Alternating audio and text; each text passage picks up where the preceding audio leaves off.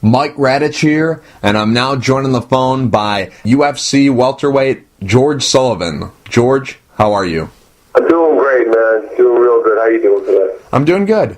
George, congratulations on winning your UFC debut. You did so by beating Mike Rhodes by unanimous decision back on January 25th at UFC on Fox 10. How pleased were you with your performance in the fight? Considering how sick I was, and a lot of people didn't know, we had a really bad sinus infection. And if you could tell when I'm fighting, my mouth's open because I can breathe anything through my nose.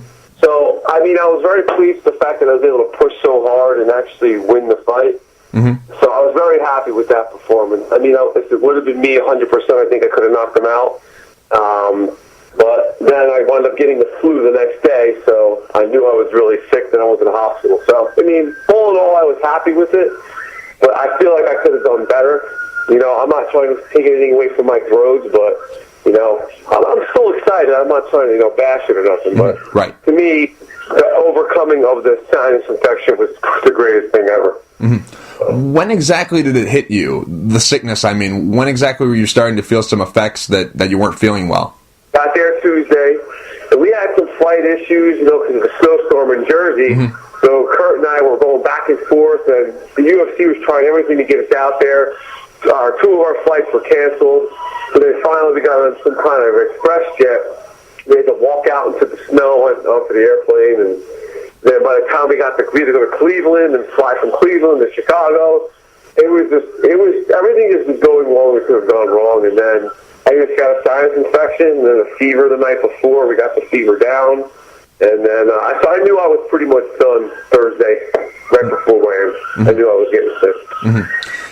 You've been trying to get into the UFC for a long time, and you finally get a fight. You're ready to travel to the host city, to the venue, and then all these travel mishaps happen along the way. What was going on in your mind when all these things are happening? Bad weather, all this stuff kind of preventing you from making it there. You finally get the call, and then weather is keeping you from there. What was going on in your mind when you're going through all these travel problems? Me and Kurt made the best out of it. Kurt kept me cool. He was joking around with me a lot of the time, and my family was real sketched out about the weather and stuff. But I was so happy that I was fighting in the UFC. Nothing could have bothered me. I really didn't care. I knew the UFC would do whatever it took to get us there, which they did do an amazing job. And I was just too happy to really give a shit. I was too happy. You know what I mean? Right. Definitely. Now, two-part question. First part, your opponent, Mike Rhodes, had you ever heard of him? How much did you know about him going into the fight? And second, what was the game plan going into the fight? Never heard of him. So we researched and then see that he was, roommates with Anthony Pettis' brother. And I knew he was under Duke Roufus. He was an amazing trainer. So we knew right off the bat he was going to be a striker. The game plan was to just try to outstrike him, push the pace, and out-wrestle him. I knew I was going to be bigger and stronger than he was. I knew I had better wrestling than he did. And I really didn't want to just stand in front of him and let him try to pick me apart. And we just tried to overwhelm him, which we seemed to do. Usually when you back him up, he was losing his game plan. So that's really what we did, take him out of his own element. Now, it was a very close, competitive fight. I'm just curious, when the fight was over, before Bruce Buffer called your name, how confident were you that you did enough to get your hand raised? I was confident, but I wasn't 100%. I mean, I thought about it to myself because I knew my takedowns were better than him. I knew I had better positioning on the ground. And the one thing I knew for a fact is I knew I threw a lot more strikes and landed more strikes than him. I mean, but you never know. I was fighting by his hometown and everything, so that got me really, really nervous. But in my head, I didn't see how I could have lost that fight. I hit him with more harder power shots. I did more damage. I had better positioning on the top. I hit him with more knees, more kicks. So I just could, when it came down to the numbers, I knew I was going to win. Definitely. Now, let's go back to when you got that call from the UFC or Joe Silva or, your manager, whoever it was, Kurt Pellegrino, whoever gave you the news that you were going to be fighting in the UFC, what was going on through your mind? When you got that call, was it one of those situations where you were just purely excited? Was it one of those situations where you thought, somebody was playing a trick on you? You didn't think it was real?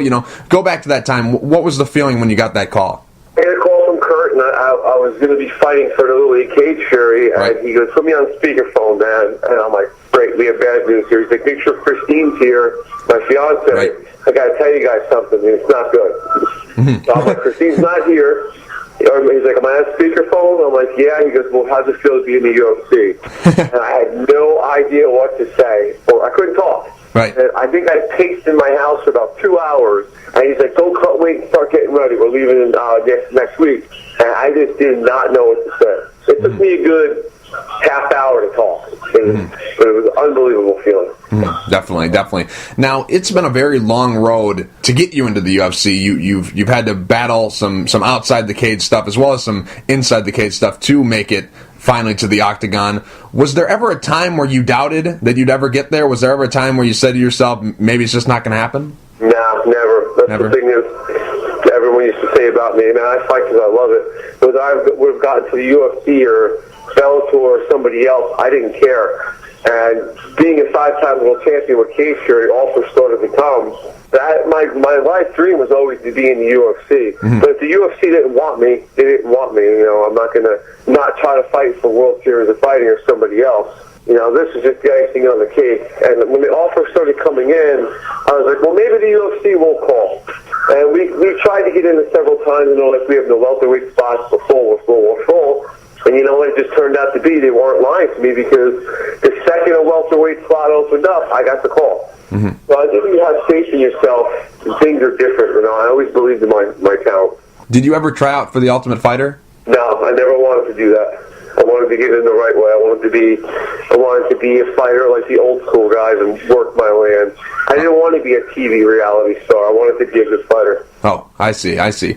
Now, you have the record, or share the record, with Sam Statilia for the most consecutive title defenses for CFFC. Now, how did you take that when you were going through it? Because obviously, you know, you're happy that you were able to defend the belt all those times and own that record, but at the same time, if you're defending that title, that means you're not in a big show, you're not in the UFC. How did you take, you know, having that record? Well, you know, Cage Fury did an amazing job. Rob Hayek is amazing to fight for. He makes you feel like you fight for the UFC. Right. Granted, you know, they can't afford to pay you the same. They pay you pretty good. They treat you like superstars. There's cameras in your face. There's interviews.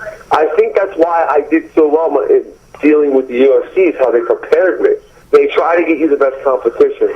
They really do take very good care of you. They actually were offering me more than Bellator was at one time. So for me to stay with them didn't bother me at all. And I already saw them get 2 people into the UFC, and I knew that Hayek wanted me to be there. So I believed in the league that I fought for, and they got me there. So, you know, I didn't mind doing it at all. It was actually a pleasure to fight for them. So when you made your debut against Mike Rhodes, there were no octagon jitters? Not really. I was more nervous about not feeling good. The octagon, to me, because the cameras and the lights that Cage Fury puts in your face, it's pretty close to what the UFC uses. You know, it's not much, but I wasn't as nervous as I thought I was going to be. I've been fighting for so long. A fight to me is just another fight. I really don't feel any difference, you know? Now, when did it hit you that you had made it to the UFC? Was it when you got that call saying, you know, hey, you're going to be fighting in the UFC? Was it, you know, weighing in? Was it traveling to the event? Was it actually stepping into the octagon? Was it hearing Bruce Buffer say your name? You know, when did it hit you that you had finally made it? When you first get there and they hand you all your stuff and you have to sign the posters. When I had 150 posters, UFC posters, that was what hit me. That was awesome. You know, I was finally there. I mean, there was times, you know, that I couldn't talk and I was excited and I was training. But when you see Bruce Buffer and you see all these guys, it's unbelievable for the first time. And to them, it's another day. To you, you're like, wow, you know? Right. Definitely. Now, obviously, your coach, Kurt Pellegrino, he's a UFC vet. He fought there for a long time. And, you know, this is your dream. Your dream is to be fighting in the UFC. So I'm sure you thought about it day and night and day. Was it everything that you thought it would be, fighting in the UFC? Was it everything, you know, that you dreamed about, you know, making your debut? Was it everything that you were thinking about all those years? Fans are great. You know, I didn't have too many fans in the beginning, and after the fight, you have, bam, all these people. The atmosphere, the noise in there. everything that you experience fighting for them is worth it. To all those fighters that are trying to get there, just keep going. Not many people told me just to go get another job, go back to school. No, it's not what it's about. It's about doing what you were meant to do, and it was worth the wait for me. I mean, I wouldn't give it up for anything in the world. Definitely. Now, before you got the call that you were going to be fighting in the UFC, you were supposed to have a fight for CFFC. You were supposed to fight Chris Curtis. Just curious, how long into the training camp for that fight were you before you got the call to fight Mike Rhodes? We were 2 weeks in, I think. Oh, I see. So I was still pretty big, and I think that's another reason why we got sick, is we had to rush the weight cut. So we were supposed to have a 2-month fight camp, and it was like a 3.5-week fight camp. No. So, yeah, we didn't have too much time. Oh, I see. Now, I think it was the most recent CFC card, I believe it was, that they kind of honored you. They gave you like a big like picture frame type thing with a bunch of photos from your fights and some gloves. What exactly was that? Did they like put you into their Ring of Honor or something? Could you explain what that was? I retired my belt. I'm still their champion, but I vacated it. Right. So now they're going to hold a tournament. So that was just, they were honoring me for the 6 fights that I gave them, and it's just, different pictures from different fights and how we grew together. They came to me years ago, and 2 years ago, and they're like, we want to have somebody we can build into a star, and we think you're one of them. Do you want to fight for us? And I stopped fighting for Ring of Combat for that reason.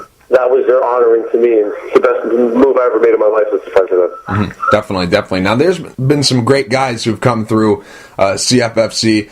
The Miller brothers, Dan Miller and Jim Miller, they've come through that organization. Zach Makovsky, he's fought for them. A host of other guys, including yourself. How good does it make you feel now that guys will be coming into that organization saying, I want to do what George Sullivan did, come here, rack up some wins and make it to the UFC. It's possible if I come through this organization, I can achieve my goal of fighting in the UFC. How does that make you feel that, guys are going to start to model what you did in there so they can get to the UFC? Feels awesome. It's already happened. I've had several of them hit me up already. And what an honor to have these guys look up to me, man. It really is. They are. Words can't describe it. I'm glad I could set a pace for these guys and be a role model. Any of these guys that need help are more than welcome to come train with me too. So, it feels really good. Do you have a 3-fight deal or a 4-fight deal with the UFC? 4-fight deal. Oh, I see. Hopefully an 8-fight deal when I win 2 more fights and get another contract. Right, definitely.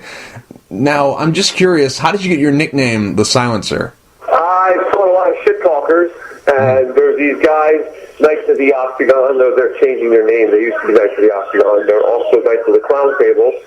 And they saw me knock Greg Soto out unconscious. And he was shit-talking to me. And I silenced him.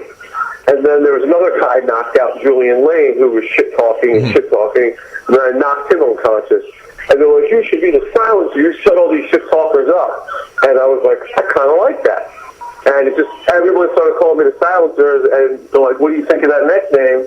And it just grew on me. Then I knocked out Brendan Becker, then I knocked out Jesus Martinez, and I was like, fuck, man, maybe I am the silencer, And that's just how it became. Now, you have a tattoo, I believe it's your right forearm? Yeah. What does that date mean? 7/26/99. What does that mean? My father's death. Oh, I see. I'm sorry. He died when I was 17, so I put that on there to remind me why I fight. Oh, I see. Something to give me some honor for that, Oh, I see. I went through a lot of stuff as a kid, so on my left arm I got a little knight and a little peace dragon to make me smile when my hands are getting wrapped. And then I got on the other arm, the arm that usually knocks everybody out, something that reminds me of why I started fighting, to get rid of that anger. Oh, I see. That's fine. Yeah. Now, George, I'm just curious, how do you know Samantha Saint? Because I've been trying to figure it out. You're the only fighter that she tweets about, and she was at your fight when you fought Brandon Becker, so I'm just curious, how do you know her? Her husband's one of my best friends, and she's best friends with my fiance, wife-to-be, and we met, and we were in their wedding, and they're in my wedding, and we've known them for years and grown just close together. Oh, I see. Yeah, they're really good friends of ours. Oh, I see. I was trying to figure it out, and I couldn't figure it out. But anyways, speaking of beautiful women, your fiance, very beautiful woman. You got good taste, my friend. Thank you, man. I appreciate appreciate it. She'll be my wife in May, so I'm excited. I'm stealing her. May 10th is the date for the wedding. Just curious, what does that mean for your fights? Will you try to get in a fight before the wedding, or are you going to... The UFC tried to get me to fight in an upcoming show. They asked me 3 days after my last fight, but I had the flu. I was sick for 2 weeks, so I couldn't do that fight. They just asked me to go out to Brazil for the May 26th show, but I'll be on my honeymoon until the 28th, so I can't fight at all. So they said that they expect me to be fighting in June or July.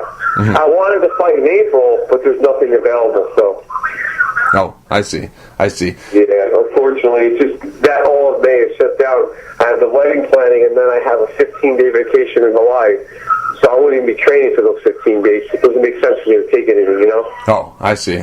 I understand. What are you doing right now? Are you, back to a regular routine? Did you suffer any damage in the fight? Or are you completely healthy? No damage. I'm actually working a little bit just to help pay for the wedding. As soon as I sign the fight contract, though, there will be no work, all training, three times a day. But I am training full-time again. It started last week. And I'm just working here and there, trying to get this wedding taken care of. But we're back to training. I go back to boxing on Saturday.